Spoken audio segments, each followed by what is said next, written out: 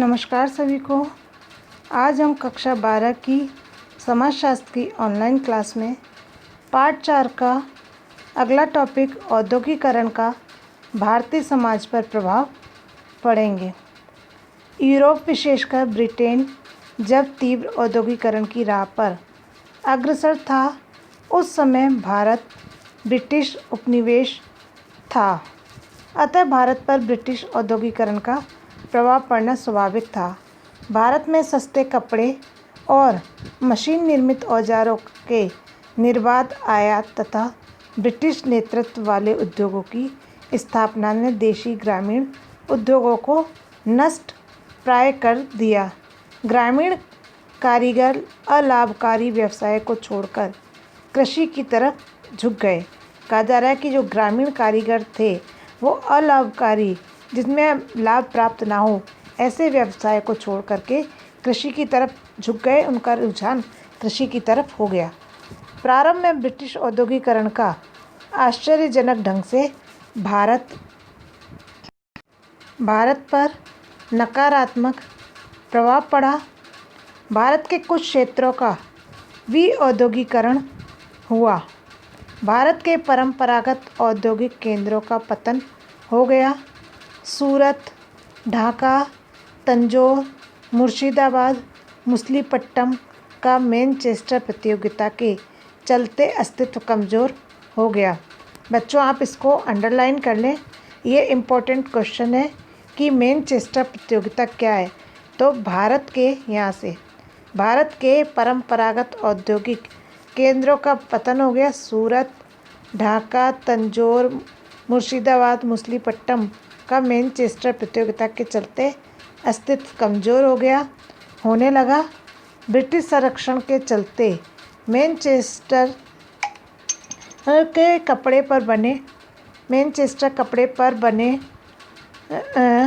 कपड़े पर भारत की उच्च कोटि की रेशम की तुलना में अत्यंत सस्ते थे। इस कारण भारत में बने हुए माल की मांग समाप्त हो गई थी।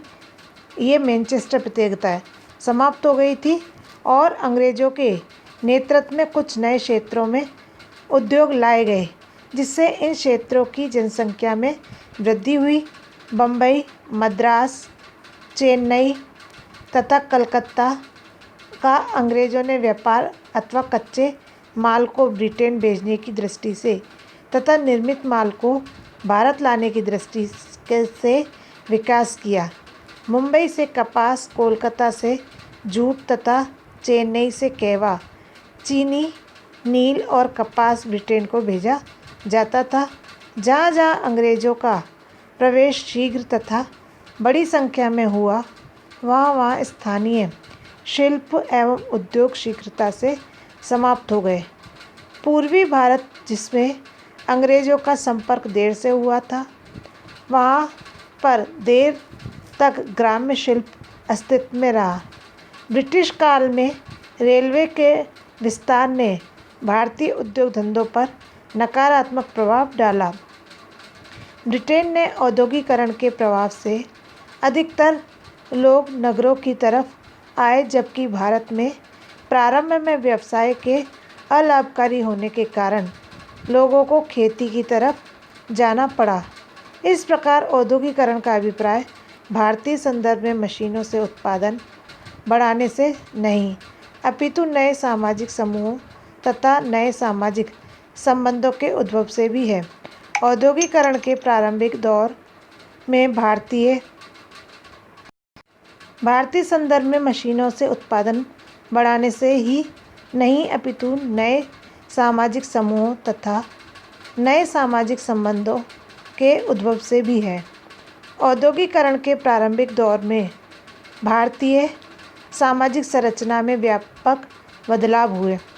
औपनिवेशिक काल में पुराने शहरों का उनकी व्यावसायिक गतिविधियां ठप पड़ने से अस्तित्व कमज़ोर हो गया तथा इनकी जगह नए औपनिवेशिक शहरों का उद्भव और विकास हुआ। ब्रिटिश भारत में कोलकाता यानी कि तत्कालीन कलकत्ता पहला ऐसा नगर था।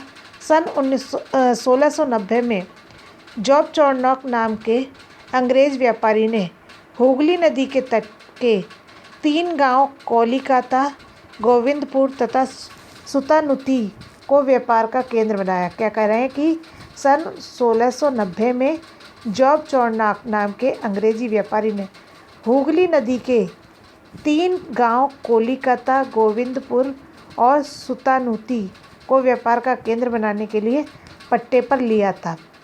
1698 में फोर्ट विलियम की स्थापना रक्षा एवं सैन्य ठिकाने का विकास के उद्देश्य से की गई। ये भी इम्पोर्टेंट है, ये अंडरलाइन कर ले कि 1698 में फोर्ट विलियम की स्थापना रक्षा एवं सैन्य ठिकाने का विकास के उद्देश्य से की गई। क्वेश्चन आता है कि फोर्ट विलियम की स्थापना कब की गई थी, तो 1698 में। इस प्रकार इस नगर का विस्तार हुआ। ब्रिटिश हितों के चलते भारत में औपनिवेशिक काल में उस प्रकार का औद्योगिकरण नहीं हुआ जिस प्रकार का ब्रिटेन में हुआ। अंग्रेज़ों ने भारत में उद्योग धंधे नहीं लाए गए अथवा लगाने की अनुमति नहीं दी जो ब्रिटेन में कुशलता से चल रहे थे। कहा जा रहा है कि जिस प्रकार से ब्रिटेन का औद्योगिकरण हुआ उस तरीके से नहीं हुआ। अंग्रेज़ों ने भारत में उद्योग धंधे नहीं लगाए अथवा लगाने की अनुमति भी नहीं दी जो ब्रिटेन में कुशलता से चल रहे थे। जो कार्य ब्रिटेन में हो रहे थे, जो उद्योग धंधे ब्रिटेन में चल रहे थे, उनको लगाने की भारत में अनुमति नहीं दी गई और वह भारत में नहीं हो रहे थे। अपितु भारत में स्वयं के नेतृत्व में वे व्यवसाय धंधे अपनाने जो ब्रिटेन में श्रम, जलवायु, परिवहन आदि के कारण अलाभकारी थे। अब कह रहे हैं जो अपनाए वो कौन से अपनाए गए, जो ब्रिटेन में अलाभकारी थे, जिनके कारण से ब्रिटेन में उनको लाभ नहीं प्राप्त हो रहा था। इसी प्रकार का एक उद्योग प्रमुख था चाय की बागवानी। औपनिवेशिक सत्ता ने मजदूरों से बलपूर्वक सस्ती दरों पर काम लिया। ब्रिटेन एक प्रजातांत्रिक देश था, लेकिन उपनिवेश में उनसे लोकतंत्र के मूल्यों को ताक पर रखकर अपने अधिकारों, जो कि भारत में बागान मालिक थे, के हितों की अधिकतम पूर्ति हेतु कार्य किया गया। भारत में 1881 में असम में चाय उद्योग का प्रारंभ हुआ। ये भी अंडरलाइन कर लें, ये भी इम्पोर्टेंट है कि भारत में चाय बागानों का आरंभ कब हुआ था। तो भारत में चाय बागानों का आरंभ 1851 में असम में चाय उद्योग का प्रारंभ हुआ था।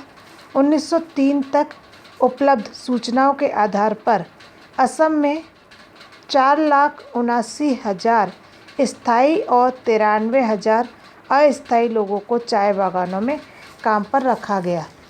असम में इतने लोग कार्य हेतु उपलब्ध नहीं थे तथा बागानों की अस्वास्थ्यकर स्थितियों के कारण इलाज में खर्चा भी अधिक होता था। इस व्यय के लिए बागान मालिक एवं ठेकेदार सहमत नहीं थे। अंग्रेज़ों ने इन स्थितियों से निपटने के लिए ऐसे कानून बनाए कि गरीब मजदूरों के पास कोई विकल्प नहीं बचा। अंग्रेज़ों ने transport of native labours act 1863, जिसका 1865, 1870, 1873 में संशोधन किया गया, का प्रयोग करके मज़दूरों को प्रलोभन दिया, यानी कि मज़दूरों को इन सारे एक्ट में संशोधन करके मज़दूरों को लालच दिया। बल भय के द्वारा असम भेजा गया। प्रलोभन और बल भय के द्वारा लालच देकर ताकत से और डर के कारण उन्हें असम भेज दिया गया। श्रम एवं उत्प्रवासी विधेयक 1901 असम लेबर एंड इमिग्रेशन में प्रावधान किया गया कि मजदूर 4 साल के लिए असम में मजदूरी करने के अलावा कुछ भी नहीं कर सकते। अब कह रहे हैं श्रम एवं उत्प्रवासी विधेयक 1901 में असम लेबर एंड इमिग्रेशन में प्रावधान किया गया था कि मजदूर 4 साल के लिए असम में मजदूरी करने के अलावा कुछ नहीं कर सकते। अगर कोई मजदूर इस निर्देश का पालन नहीं करता तो उसे जेल हो सकती है। अब उसको जबरन असम भेजा गया, वो भी चाय बागान की खेती करने के लिए। अगर कोई खेती नहीं करता तो उसे जबरन जेल भेजा जाता था, जेल हो सकती है। दूसरी तरफ बागानों के मालिक अंग्रेजों का रहन सहन शाही तथा विलासितापूर्ण था से भरपूर था। स्वतंत्र भारत में औद्योगिकरण भारतीय राष्ट्रवादियों के लिए औपनिवेशिक शासन के दौरान हुआ। आर्थिक शोषण एक केंद्रीय मुद्दा था। उनका विचार था कि तीव्र एवं वृहद स्तर के औद्योगिकरण द्वारा आर्थिक स्थिति में आवश्यक सुधार किया जा सकता है। परिणाम स्वरूप भारी मशीनीकृत उद्योग धंधों का विकास हुआ। रुई, जूट, कोयला खाने एवं रेलवे भारत के प्रथम आधुनिक उद्योग थे। स्वतंत्रता के पश्चात सरकार ने तीव्र आर्थिक विकास का लक्ष्य रखा। इसमें सुरक्षा, परिवहन, संचार, ऊर्जा, खनन आदि परियोजनाओं को सम्मिलित किया। सरकार ने मिश्रित आर्थिक नीति को अपनाया, जिसमें कुछ क्षेत्र सार्वजनिक क्षेत्र के लिए आरक्षित रखे तथा कुछ निजी क्षेत्रों के लिए खुले रखे गए। स्वतंत्रता के पश्चात मुंबई, कोलकाता, चेन्नई के अतिरिक्त बड़ौदा, कोयम्बटूर, बेंगलोर, पूना, फरीदाबाद, राउरकेला, बोकारो, भिलाई, दुर्गापुर आदि भी महत्वपूर्ण औद्योगिक क्षेत्र बन गए। सरकार ने लघु एवं कुटीर उद्योगों को भी विशिष्ट सहायता प्रदान कर प्रोत्साहित किया। 1991 तक कुल कार्यकारी जनसंख्या में से केवल 28% बड़े उद्योगों में कार्यरत थे, जबकि 72% लघु एवं कुटीर उद्योग तथा परंपरागत उद्योगों में कार्यरत थे। भारत वर्तमान में भी एक कृषि प्रधान देश है। सेवा क्षेत्र, दुकानें, बैंक, IT, उद्योग, होटल्स तथा अन्य सेवाओं के क्षेत्र में अधिक लोग आ रहे हैं और नगरीय मध्य वर्ग की संख्या में वृद्धि हुई है। नगरीय मध्य वर्ग के मूल्यों में भी बदलाव दिखाई दे रहा है। सरकारी रोजगार के स्थान पर निजी क्षेत्र की भागीदारी बढ़ रही है। सरकार भी उद्योग लगाने के लिए भूमि अधिग्रहण की नीति पर आगे बढ़ रही है। अधिग्रहण के विरुद्ध आंदोलन भी किसानों तथा आदिवासियों के द्वारा देखे जा रहे हैं। भारत में औद्योगिकरण के निम्न परिणाम दृष्टिगत हुए हैं। पहला आता है उत्पादन का व्यापारीकरण हुआ। जीवन निर्वाह में अर्थव्यवस्था समाप्ति की ओर। मशीनी उत्पादन की प्रधानता बढ़ी। खेती पर निर्भर श्रमिकों के अनुपात में गिरावट आई। नगरीकरण में वृद्धि हुई। शिक्षा का प्रसार हुआ। जीवन के विभिन्न क्षेत्रों में तकनीक एवं विज्ञान के प्रयोग में वृद्धि। लोकतंत्र का विकास एवं प्रसार हुआ।